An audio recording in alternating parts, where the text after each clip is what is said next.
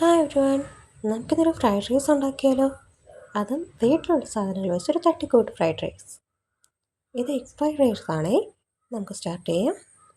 ആദ്യം കുറച്ച് ഓയിൽ ഒഴിച്ച് അതിലേക്ക് ചെറുതായിട്ട് അരിഞ്ഞ വെളുത്തുള്ളിയും ഇഞ്ചിയും ആഡ് ചെയ്ത് നന്നായിട്ടൊന്ന് മൂത്ത് വരുന്ന സമയത്ത് നമ്മളുടെ കയ്യിലുള്ള വെജിറ്റബിൾസ് നമുക്ക് ആഡ് ചെയ്യാം. ഞാൻ ആഡ് ചെയ്യുന്നത് ബീൻസും ക്യാരറ്റും ആണ്.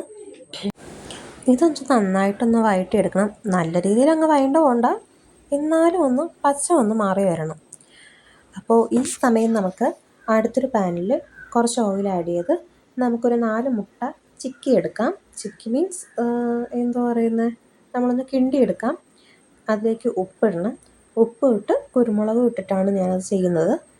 അങ്ങനെ ചെയ്തെടുത്ത് ആ മുട്ട നമുക്ക് മാറ്റി വയ്ക്കാം. ആക്ച്വലി പെട്ടെന്നൊരു നമുക്കൊരു ക്രേവിങ്സ് വന്ന് കഴിക്കണമെന്ന് തോന്നിയാൽ നമുക്ക് തീർച്ചയായിട്ടും ഇത് ഉണ്ടാക്കി കഴിക്കാവുന്നതാണ്. കാരണം വീട്ടിലുള്ള പ്രത്യേകിച്ച് വലിയ സാധനങ്ങളുടെ ഒന്നും ആവശ്യമില്ല. നമ്മുടെ വെജിറ്റബിൾ ജസ്റ്റ് ഒന്ന് വഴണ്ട് വരുന്ന സമയത്ത് അതിലേക്ക് സോയാ സോസ് ആഡ് ചെയ്യാം, ടൊമാറ്റോ കെച്ചപ്പ് ആഡ് ചെയ്യാം. അതിനുശേഷം നന്നായിട്ടൊന്ന് മിക്സ് ചെയ്ത് യോജിപ്പിക്കാം. ഈ സമയത്ത് നമ്മുടെ ഫ്ലെയിം എപ്പോഴും ഹൈ ഫ്ലെയിം ആയിരിക്കണം. ഹൈ ഫ്ലെയിമിൽ വെച്ച് നന്നായിട്ടൊന്ന് വഴറ്റിയെടുക്കുക. ഇതൊന്ന് നന്നായിട്ടൊന്ന് മിക്സ് ചെയ്തതിന് ശേഷം ഇതിലേക്ക് നമ്മൾ ചിക്കി വെച്ചിട്ടുള്ള മുട്ട ഇതിലോട്ട് ആഡ് ചെയ്യാം. മുട്ടയും നന്നായിട്ടൊന്ന് മിക്സ് ചെയ്തതിന് ശേഷം നമ്മൾ നേരത്തെ വേവിച്ച് മാറ്റി വെച്ചിട്ടുള്ള നമ്മളെ റൈസും കൂടെ നമുക്കിതിലേക്ക് തട്ടാം.